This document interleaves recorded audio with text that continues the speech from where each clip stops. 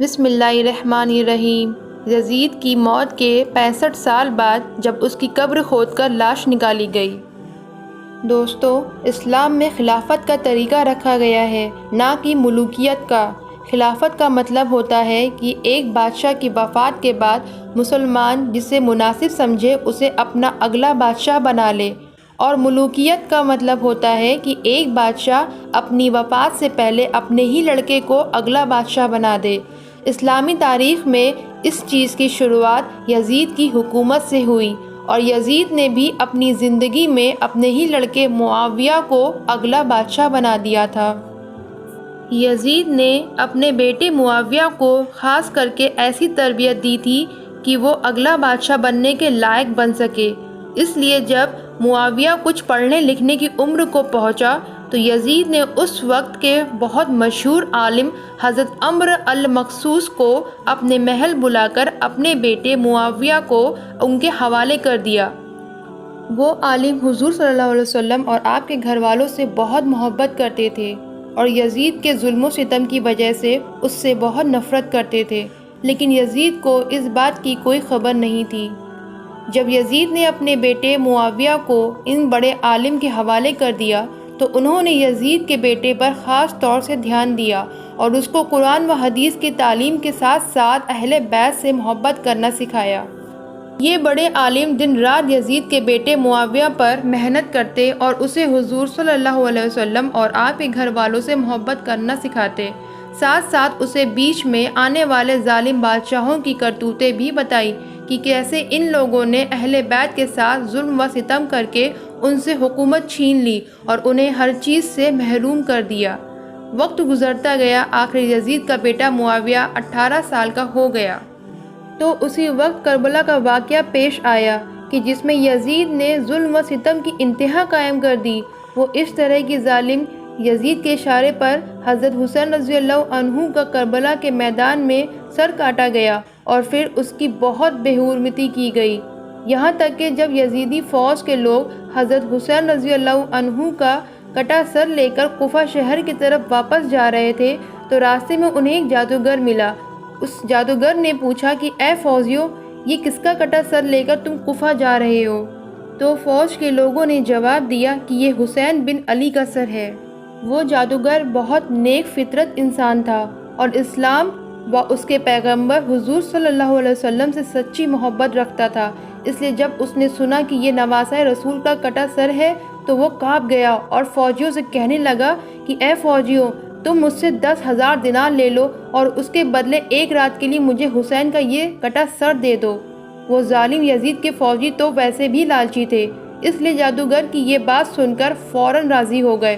اس جادوگر نے فوجیوں کو 10,000 دینار دیے اور پھر حضرت حسین رضی اللہ عنہ کا کٹا سر لے کر اپنے خاص کمرے میں چلا گیا۔ سب سے پہلے اس نے حضرت حسین رضی اللہ عنہ کے سر کو صاف پانی سے دھویا اور پھر ایک پاک کپڑے پر رکھتے ہوئے سامنے بیٹھ کر رونے لگا، یہاں تک کہ وہ جادوگر حضرت حسین رضی اللہ عنہ کے سر کو دیکھ دیکھ کر پوری رات روتا رہا۔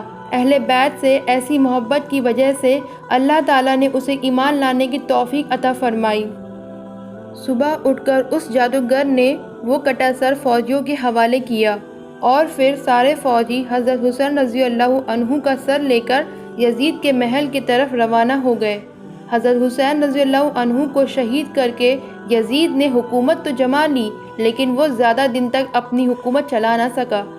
آخر کربلا کے واقعے کے 3 سال بعد سن 63 ہجری میں یزید کو ایک ایسی بیماری لاحق ہوئی کہ اس کی آتش سڑنے لگی اور اس کے پیٹ میں ایسا درد اٹھتا کہ وہ پورے محل میں کتوں کی طرح چیختا تھا۔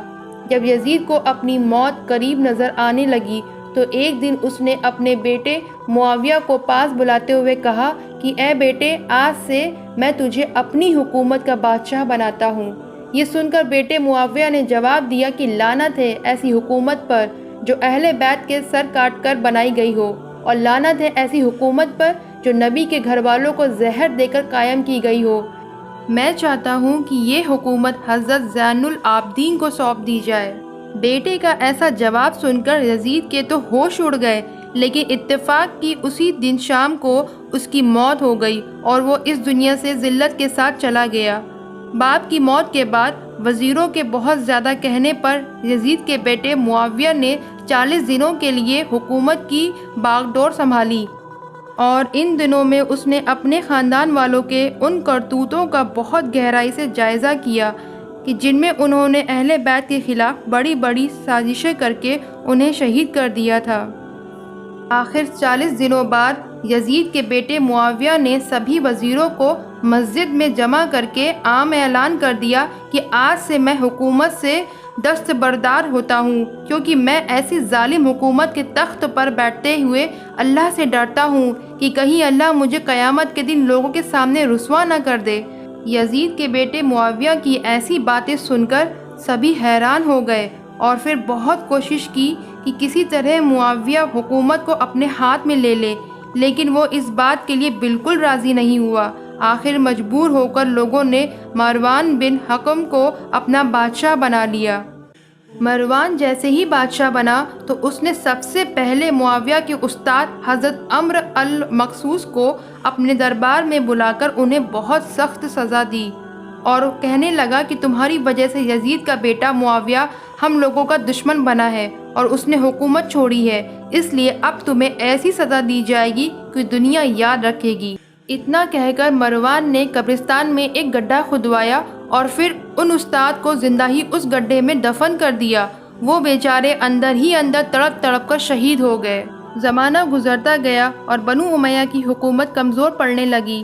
آخر 132 ہجری میں یہ حکومت پوری طرح ختم ہو گئی اور پھر بنو عباس کی حکومت آئی۔